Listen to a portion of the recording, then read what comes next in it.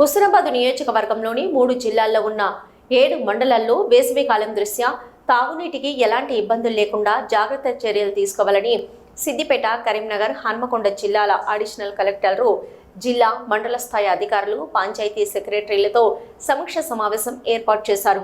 గ్రామాల్లో తాగునీటితో పాటు ఇతర ఏ సమస్యలు వచ్చినా అధికారుల దృష్టికి తీసుకురావాలని మంత్రి పొన్నం ప్రభాకర్ సూచించారు. సమస్య నా దృష్టికి తీసుకురాకుండా అధికారులు సమస్య పరిష్కారం చేయకుండా ప్రజలు ఇబ్బందులు పడితే అధికారులదే బాధ్యత అని హెచ్చరించారు. గ్రామాల్లో తాత్కాలిక బావులు, బోర్లను తీసుకొని పైప్లైన్ మోటార్లు బిగించి నీటి సదుపాయం కల్పించాలని ఆదేశించారు.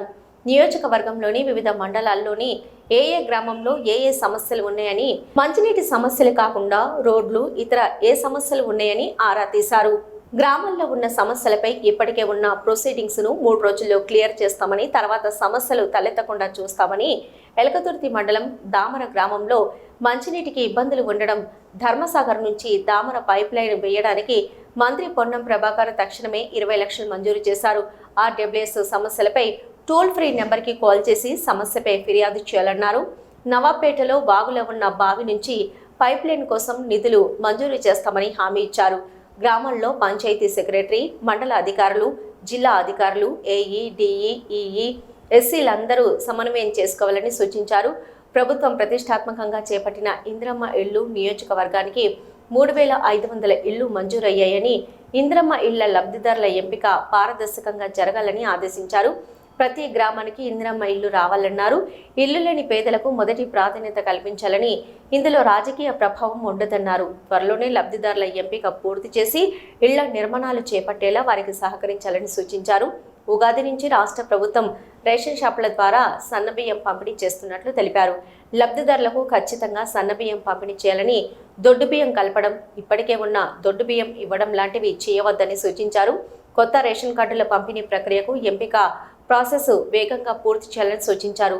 హుస్నాబాద్ నియోజకవర్గంలో ఉన్న 3 జిల్లాల పరిధిలో రేషన్ కార్డుల లబ్ధిదారుల ఎంపికకు మీ సేవ ప్రజాపాలన ద్వారా గ్రామ సభల్లో వచ్చిన అప్లికేషన్లలో అర్హుల ఎంపిక పూర్తి చేయగానే రేషన్ కార్డుల పంపిణీ జరుగుతుందని తెలిపారు.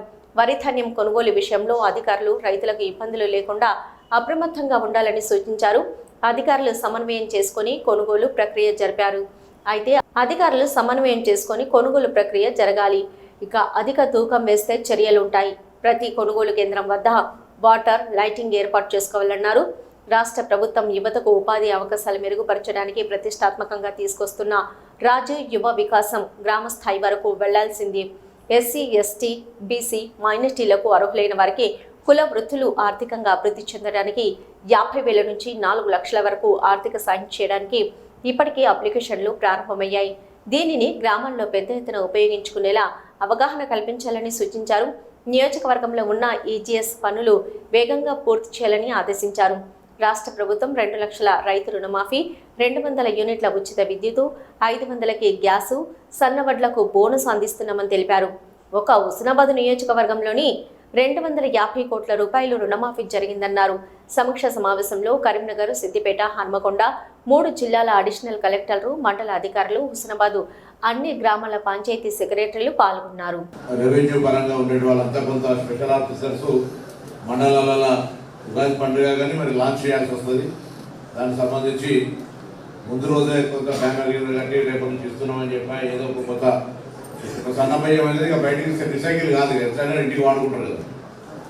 సో దానికి సంబంధించిన కార్యక్రమంలో కొంత గ్రామాల్లో మేము కూడా ప్లాన్ చేస్తాం ఎట్లా చేయాలనేది. సన్న బియ్యం పడ్డారు 30 తారీఖు సన్న బియ్యం అనేది రేషన్ సఫిషియెంట్గా ఆల్రెడీ స్టాక్స్ చేరుతూ ఉన్నాయి.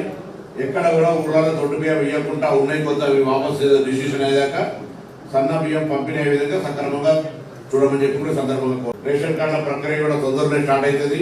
ఇది కూడా గ్రామ వేదికలు అవుతుంది కాబట్టి అన్నిటికీ గ్రామానికి మూలం కార్యదర్శి. ఇంతకుముందు పూర్వం ఇప్పుడు వాడలేరు, అంత కొత్త తరం తెలియదు. కానీ సబ్కా దవా జిద్ద తీసుకుంటారు. అన్ని ప్రతి కడుపులు వచ్చినా, కాళ్ళు వచ్చినా, తలకాయ నొప్పిన జిద్ద తీసుకుంటారు. అది మీరు మీ పాత్ర సెక్రటరీగా.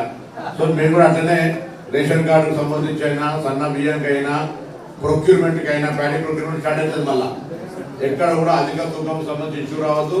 కొనుగోలు కేంద్రాలను కూడా కొంత ఎండాకాలము డ్రింకింగ్ వాటర్ అవన్నీ కొంచెం ప్రయారిటీ చేస్తూ అది చాలా స్పష్టంగా చేయండి. పోలియో నిన్న కూడా SC ST BC minority principal secretaries, corporation MDs, principal secretary finance, deputy chief minister అందరం కలిసి రివ్యూ చేసిన అసెంబ్లీ నడుస్తుంటే కూడా గైడ్ లైన్స్ తయారైనాయి.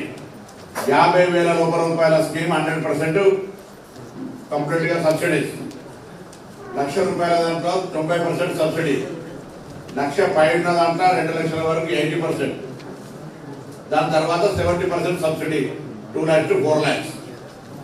అందులో ఎస్సీ ఎస్టీ బీసీ మైనార్టీస్ దానికి సంబంధించిన యువకులు ముఖ్యంగా కొంత స్కిల్ డెవలప్మెంట్ అంటే కుల వృత్తులు చేసుకునే వాళ్ళకు సంబంధించి గ్రామీణ ప్రాంతాల్లో కుల వృత్తులు కొంత గొప్ప బతుకున్నాయి, వాళ్ళకు ఫైనాన్షియల్ అసిస్టెన్స్ పోవాలి.